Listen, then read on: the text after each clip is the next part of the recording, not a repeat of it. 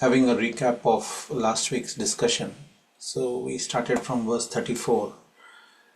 So all the verses up to 37 are the continuation of the sequence of thought that he set forth, Krishna sets forth in verse number 11. So what is that sequence of arguments that Krishna is presenting before Arjuna is, what is the role or what is the meaning of a person or an individual engaging with the what do you call circumstances and situations that that is facing them, and how does the individual then perform in those circumstances that are being faced with the real or the true understanding as given out in the traditional knowledge, or you can say the traditional teaching of from the scriptural knowledge. So once we recognize that that is the message, what Krishna is trying to do in that process, trying to set forth what is the true understanding of the scripture, he is trying to make that the basis of dispelling the grief of Arjuna. So the grief of Arjuna comes from what is known as misinterpretation of the purpose of situations and circumstances that one faces, and how one's attitude should be when facing circumstances and situations which are very challenging. So the grief of Arjuna is because of that misunderstanding that has created that situation. A real understanding or a more accurate interpretation of that situation would have ensured that the doubts are dispelled and he is able to engage positively. This is one possibility, which is what the possibility that Krishna is encouraging. But if you say that, is that the only possibility? The answer is no. Actually, that is not the only possibility. There are several other possibilities which would have also allowed Arjuna to engage in the battle and engage in a situation without the arising of grief. But how does the arising of grief make it a unique condition wherein Arjuna is then put right in the proximity of the highest knowledge? So that is why the whole of the grief chapter of Arjuna is referred to as a yoga, because the situation is ordinary in the sense that griefs do attack, all human minds are being attacked by grief, but our griefs do not encourage us to embark on a journey of self-exploration to meet our true nature. But for Arjuna, that is the situation that was created because he was in the midst of or in the presence of a great teacher.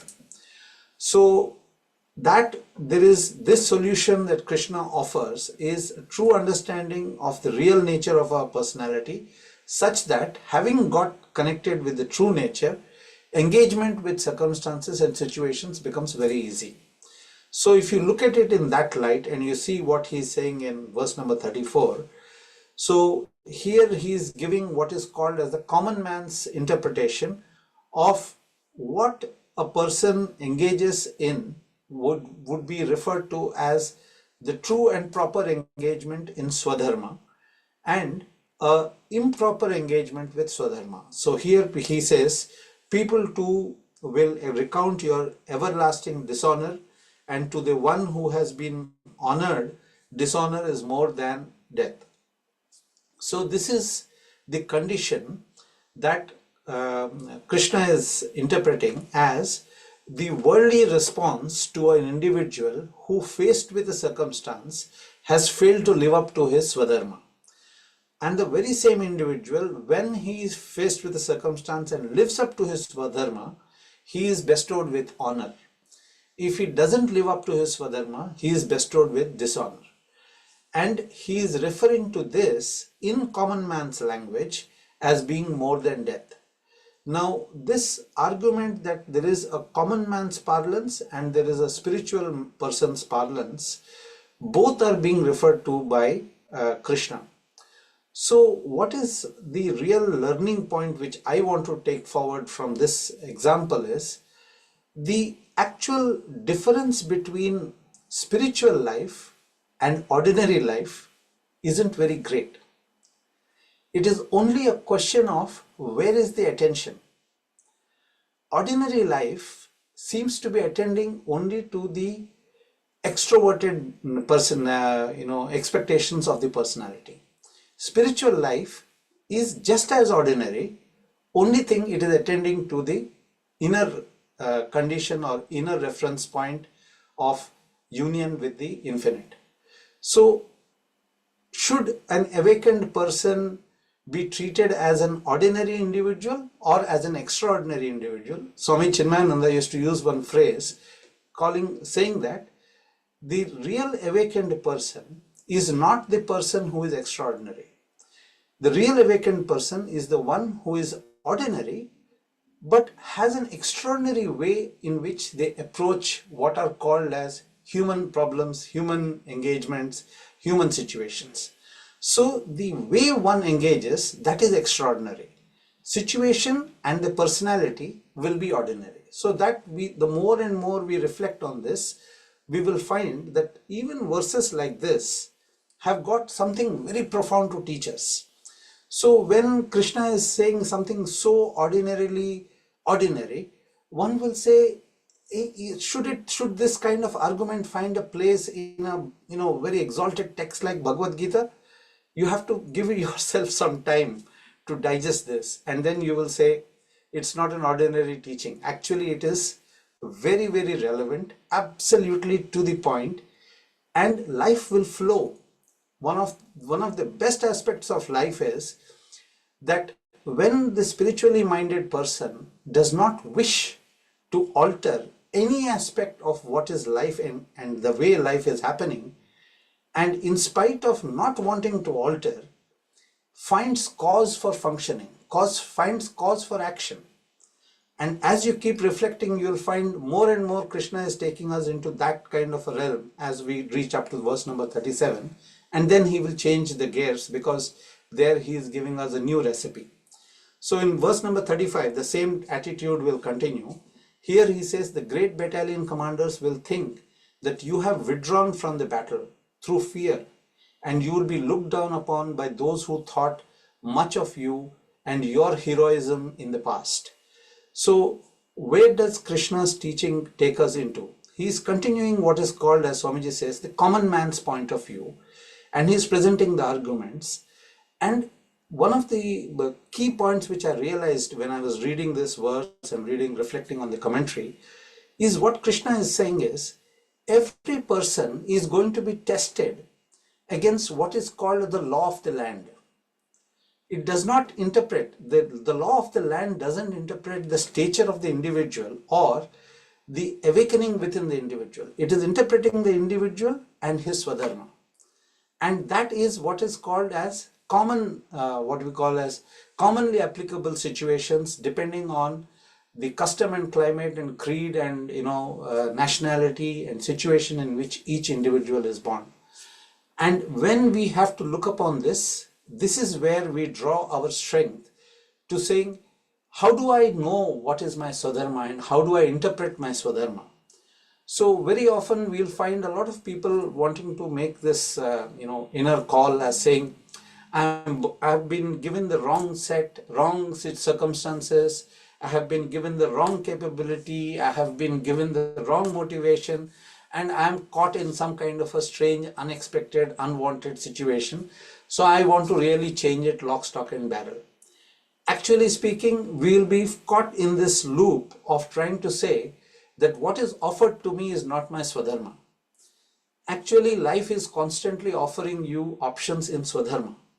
And we have to ensure that we are engaging with those options. And as you keep engaging with your options, the clarity of how you face and what you get becomes very clear. What you face and what you get becomes very clear. And this is exactly what Krishna is saying, that the conditions that have been made available to Arjuna is that of being a great Maharatha, a great battle commander. And he says the other battle commanders who are going to be fighting this battle as a contest with Arjuna are the ones who have been his constant companions as well as constant enemies. Some of them have been constant enemies, some of them have been constant companions. So in the midst of all these commanders stands Arjuna as a commander. Now Arjuna seems to think that it is not his swadharma to fight the battle. And what Krishna is saying is the circumstances are the same. That circumstance that you have been put under to be a commander of a battle commander has not changed. But because you are trying to run away, it will ultimately cause insult to you alone, because all the others seem to be retaining their swadharma. So do the others know what is the meaning of this battle? Are you in the same boat as them? Or irrespective of what you know of the battle, there is what is called as the common man's experience and justice. The common man's experience and justice will ultimately play on the situation, and this is what Arjuna will face. He will face insult from the very people who used to hold him in high regard. And then he continues to say, many unspeakable words will be spoken.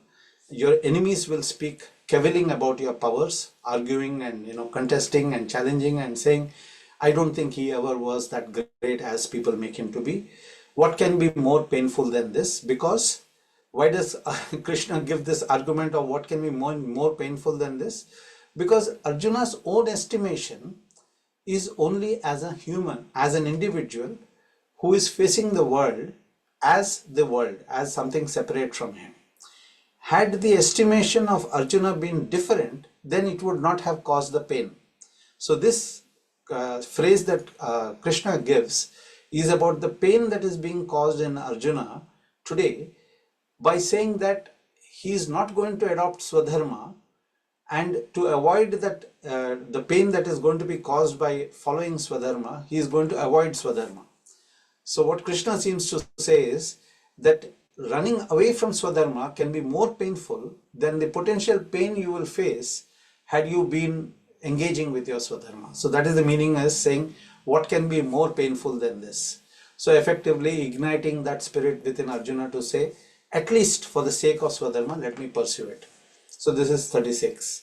And in 37 he goes on to say, slain you will obtain heaven, victorious you will enjoy the earth. Therefore stand up, O son of Kunti, resolve to fight. So this is a direct statement guiding, commanding and suggesting that the only and clear decision that Arjuna should take is to resolve to fight.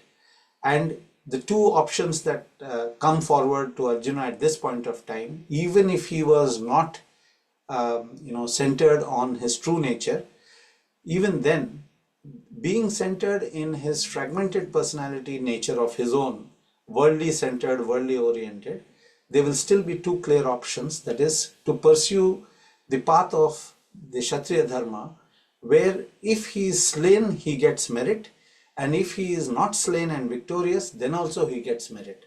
So either which way the merit is gained. So this is very clear messaging that even the enemy who has going to be vanquished in this battle, because they have engaged in their Swadharma, gain the merit. So that is another beautiful message we get out of this this particular verse. Then the shift of gears happen, and he is now going to propound from verse number 38 to almost verse number 52. He is going to propound what is called as the basis of Karma Yoga, or the fundamental teachings of Karma Yoga, of how once given a human life and having oriented yourself to saying, I have got a human life for a purpose to engage and to execute, what is the mechanism available to you such that you execute in a way which will enable you to pursue your higher pursuit of identifying yourself with your true personality.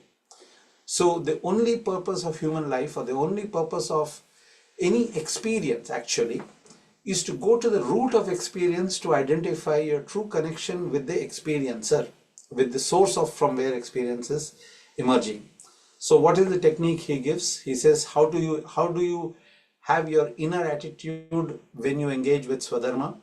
The inner attitude is, having made pleasure and pain, gain and loss, victory and defeat the same, engage in battle for the sake of battle, thus you shall not incur sin. So we didn't explore all the questions that I had posed on this commentary.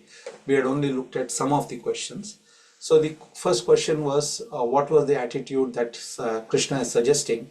So very clearly he has presented three clear, what they call as natural opposites. So the natural opposites is pleasure and pain, gain and loss, victory and defeat. And essentially, when you look deeply into these aspects of pleasure and pain, gain and loss, victory and defeat, you clearly know that they are actually mutually exclusive. That means when we engage in our life, we will feel the experience of pleasure, and when we gain the experience of pleasure, only at the cessation of pleasure would pain arise. If you have the experience of gain, only at the cessation of gain would loss arise, or would the experience of loss arise. Similarly, if it is victory, only at the cessation of victory would defeat arise. So given these polar opposites kind of situations that we face, or rather outcomes that we face, what Krishna seems to suggest is our attitude towards these should be the one of equanimity. And what to make that equanimity attitude, what does one need to do? One needs to engage in the goal or the purpose of our engagement only with the purpose being the focus. So this is a very tough advice that Krishna has given, because very often, most often, I won't say very often, most often, we often relate with our purpose for what does the purpose mean to me. So this is a very tough call. Whenever we are given a situation, we only ask the question, in this situation, what should I do? This is a typical, what I would call as the ego response to world situations or to life situations. Given any situation, our mind will rush to asking the question, what do I do? If you just shift the question from what do I do to what is to be done, the I will be missing, but what is to be done will be done.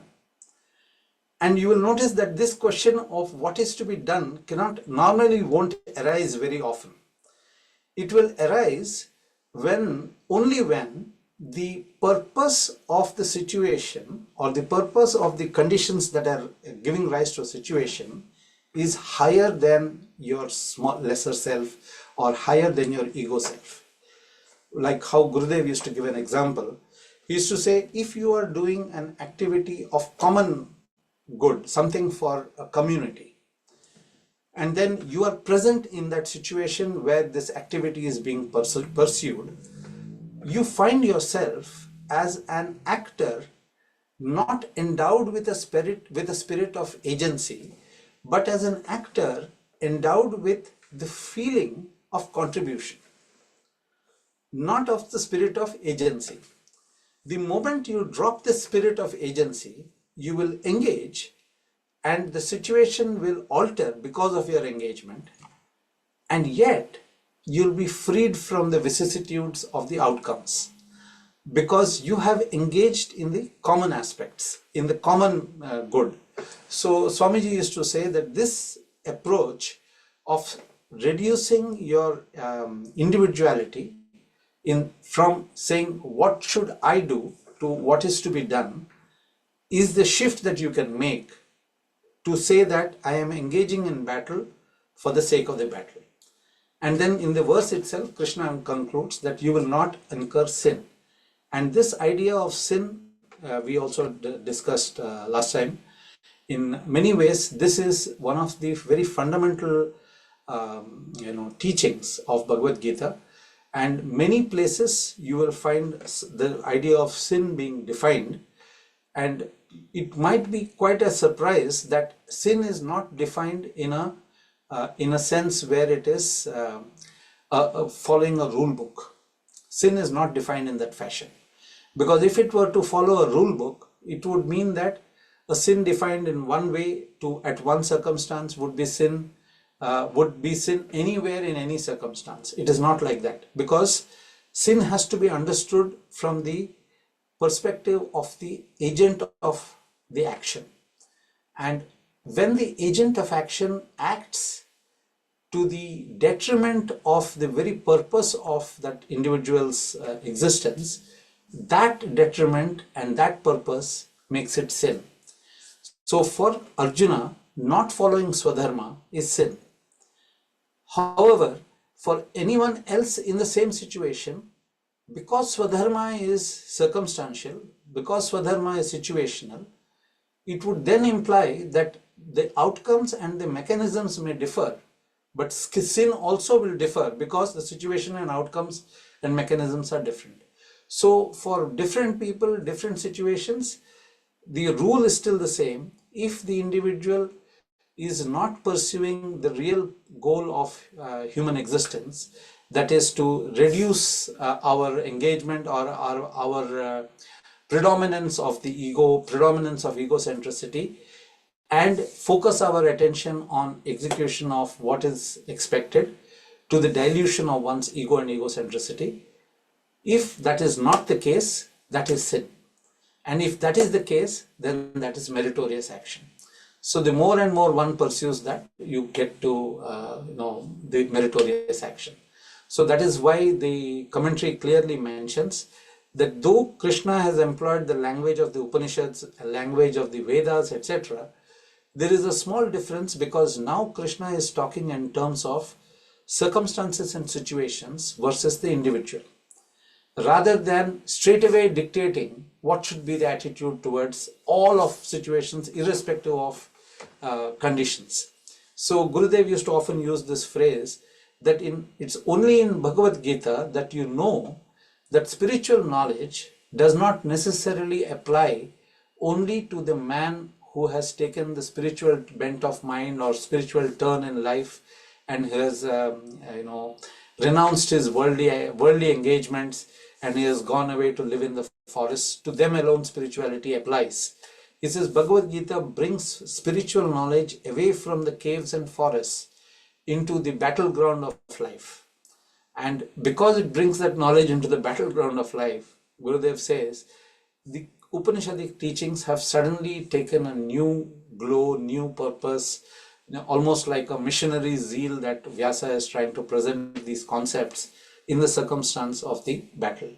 And of course, we also had some discussion on how these vicissitudes pertain to the three different layers of our personality, one to the physical level, one to the mental level, and one to the intellectual level, and how this vicissitudes can be overcome by intelligent application or intelligent engagement, very similar to how the example is given of buffeting the waves in the sea while taking one is in the sea amidst all the waves. So till that we had discussed. Then the next is the next